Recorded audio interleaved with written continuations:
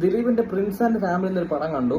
ശരിക്കും ഈ സിനിമ ഇറങ്ങിയത് ഒരാഴ്ചയായി. അപ്പൊ അന്ന് ഇറങ്ങിയ തൊട്ട് തന്നെ ഒരുപാട് നെഗറ്റീവാണ് ഇതിനോട് വന്നത്. നെഗറ്റീവ് എന്ന് വെച്ച് കഴിഞ്ഞാല് പല നമ്മൾ ടോപ്പായിട്ട് റിവ്യൂ പറയുന്ന ആൾക്കാരും പറഞ്ഞതെന്ന് വെച്ചാൽ വയ്യ മൂവി, വയ്യ നടൻ, ദിലീപിന് വയ്യ എന്ന രീതിയിലാണ്. പക്ഷെ ഞാൻ ശരിക്കും പറയാം, തുടരത്തിന് ശേഷം തുടരും ആണ് ഇപ്പോഴത്തെ നമ്മൾ നോക്കുമ്പോൾ എന്റെ ഏറ്റവും നല്ല മൂവി. അതിനുശേഷം പറയാൻ നല്ലൊരു മൂവിയാണ്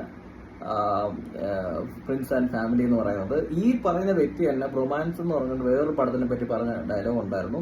അത് പിന്നെ OTT വരുന്ന സമയത്ത് ഞാൻ കാണുന്ന സമയത്ത് ശരിക്കും പറഞ്ഞാൽ പക്ക ക്യാഷ് കൊടുത്ത് ഇല്ലാത്ത സാധനത്തിന് എടുത്തു വെച്ച് പറയുന്ന കണക്ക് എനിക്ക് തോന്നി. അതിനുശേഷം ഈ പ്രിൻസ് ആൻഡ് ഫാമിലി കാണുമ്പോൾ തന്നെ മനസ്സിലാവുന്നുണ്ട് ആരൊക്കെയോ ഇന്റൻഷനലി ഒരാളെ ആക്രമിക്കുന്ന കണക്കാണ്. അദ്ദേഹത്തിന്റെ പടത്തിന് നെഗറ്റീവ് പറയുക, നശിപ്പിക്കുക എന്ന രീതിയിൽ. പ്രിൻസ് ആൻഡ് ഫാമിലി ശരിക്കും നല്ലൊരു പടമാണ്.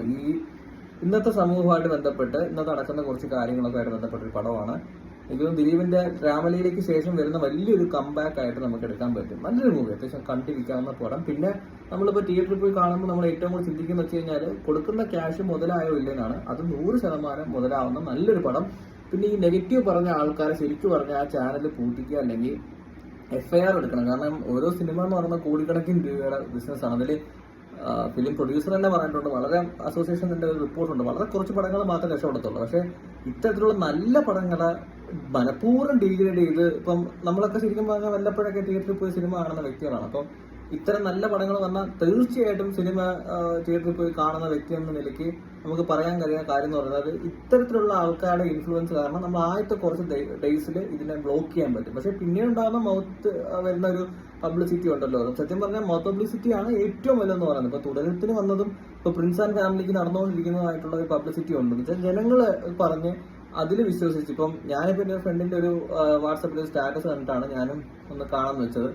ശരിക്കും നല്ല മൂവിയാണ്. ആ ഇട്ട ആളെ നമുക്കൊരു ട്രസ്റ്റ് ഉണ്ട്. അപ്പം അതനുസരിച്ചിട്ടുള്ളൊരു പബ്ലിസിറ്റി അതിന് കിട്ടും. അതൊക്കെയാണ് ഇപ്പൊ ഞാനിപ്പോ പറയുന്നത് കണ്ടിട്ട് ഏതെങ്കിലും 1-2 പേർക്ക് ഇഷ്ടപ്പെട്ട് ഒന്ന് കണ്ടു കളയാൻ തോന്നിക്കഴിഞ്ഞാൽ അവർ പോയി കാണും. അപ്പൊ അവർക്കും ഇഷ്ടപ്പെടും. അപ്പൊ അത് കണ്ട് അവർ ഒരു സ്റ്റാറ്റസോ അല്ലെങ്കിൽ അവരുടെ ഫ്രണ്ട്സിന്റെ അടുത്ത് പറയുമ്പോൾ ആ രീതിയിൽ ഇതിനൊരു നല്ല രീതിയിൽ ഒരു മൗത്ത് പബ്ലിസിറ്റി ശരിക്കും ഉണ്ട്.